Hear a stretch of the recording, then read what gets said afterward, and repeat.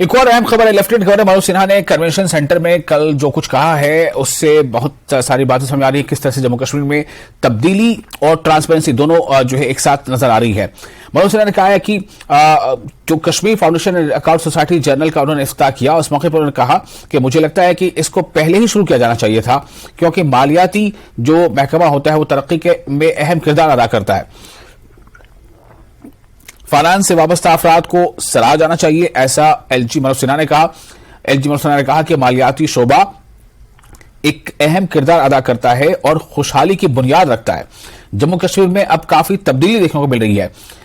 पहले यहां कोई शफाफियत नहीं थी, पहले अफसरान ने आम लोगों को तकलीफ में डाल रखा था और लोग इन अफसरान से तंग थे, लेकिन अब जम्मू कश्मीर में शफाफियत है, यानी ट्रांसपेरेंसी है और बिला ताखिर काम हो रहा है। ये सब एलजी मनोज सिन्हा ने इस मौके पर कहा। Shri Mahesh Das ji, DG accounts and treasury.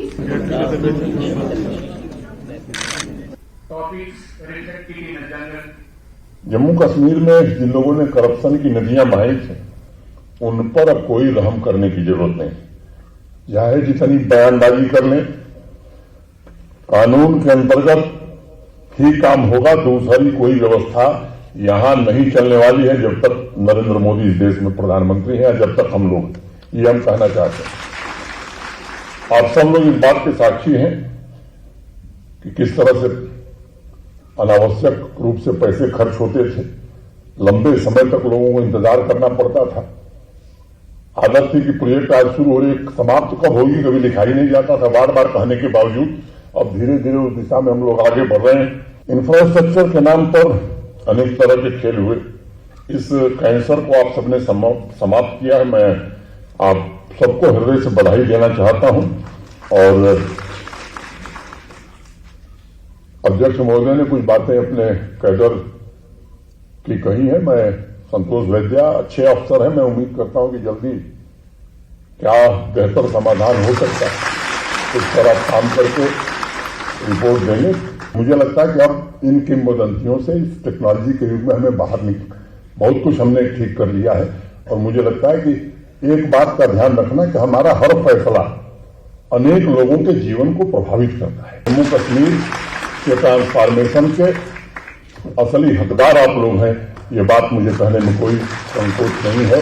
आप सबने जो मेहनत की है उसका परिणाम है कि आज जम्मू कश्मीर ने आपका बड़ा योगदान है इसमें कि एक बेहतरीन यूनियन टेरिटरी की तरह पूरे देश में अपनी पहचान बना सका है। फिर से एक बार, और जो हमारे नए ऑफिसर्स आए हैं उनका मैं स्वागत करता हूं, उनके उज्जवल भविष्य की कामना करता हूं। और एक बात, परिवर्तन जो शब्द है वो प्रथम पुरुष एक वचन का शब्द है, ये बात बराबर ध्यान में रखनी। फर्स्ट पर्सन सिंगुलर नंबर आई। लंबा लंबा भाषण करना और अपने सब को गड़बड़ करना, वो कभी परिवर्तन नहीं कर सकते, चेंज नहीं कर सकते। इसलिए जो हम कहते हैं कम से कम वो करने की भी कोशिश करें तो बड़ा से बड़ा काम हम कर सकते हैं। यही बात कहते हुए मैं आप सबको हृदय से धन्यवाद देते हुए मैं अपनी बात पूरी करता हूं। और वहीं एलजी मनोज सिन्हा ने कहा है कि हमने 16,000 करोड़ रुपए का दिफाई सामान बरामद किया, यानी कि हम एक्सपोर्टर बने हैं।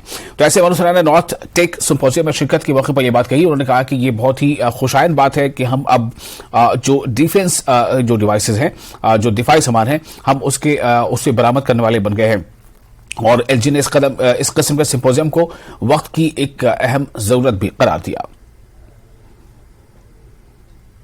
आयोजित मैं समझता हूं कि ये पहली बार इस तरह का आयोजन हुआ। वैसे तो नाम इसका 15th है, लेकिन एकेडमिया और मैन्युफैक्चरर के साथ मिलकर के ये पहला आयोजन है। स्वाभाविक रूप से अभी स्टॉल्स को हम लोगों ने विजिट किया है और मैं कह सकता हूं कि हमारे देश में युवा प्रतिभा की कमी नहीं है।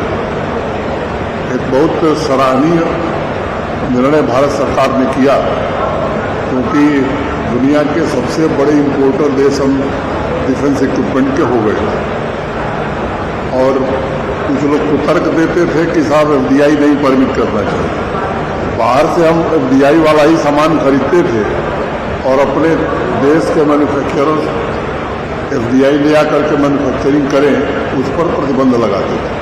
तो मुझे लगता है कि एक अच्छा निर्णय हुआ है और 62, 65, 71 और 99 4 युद्ध देश ने लड़े और जिस तरह से वारफेयर बदल रहा है, जिस तरह से टेक्नोलॉजी आगे बढ़ रही है, मुझे लगता है कि ये समय की आवश्यकता थी कि हमारा देश भी इस तरह के निर्णय ले और जो लक्ष्य रखा है माननीय प्रधानमंत्री जी ने, रक्षा मंत्री जी ने, 2027 तक 70% आत्मनिर्भरता भारत को इस क्षेत्र में मिलेगी। आप सबका भी एक दायित्व मैं समझता हूँ, ये भावना देश के नागरिकों में भी आवे। स्वाभाविक रूप से हमारे देश में आर्मी के प्रति या फोर्सेस के प्रति सम्मान बहुत है और इंडियन आर्मी एक ऐसी फोर्स है जिसने कभी किसी विवाद से अपना वास्ता नहीं रखा, केवल देश की रक्षा में ही अपने प्राण से जुटे रहे। मैं उम्मीद करता हूं कि आने वाले 4-5 साल में अच्छे इक्विपमेंट्स के साथ और जो मॉडर्न वॉरफेयर होने वाला है उस भारतीय सेना पूरी तरह से तैयार होगी और मैं अपने मैन्युफैक्चरर्स एसोसिएशन को भी बधाई देना चाहता हूँ। एकेडमिया के भी लोग जुड़ गए हैं, एक अच्छा वातावरण बना है।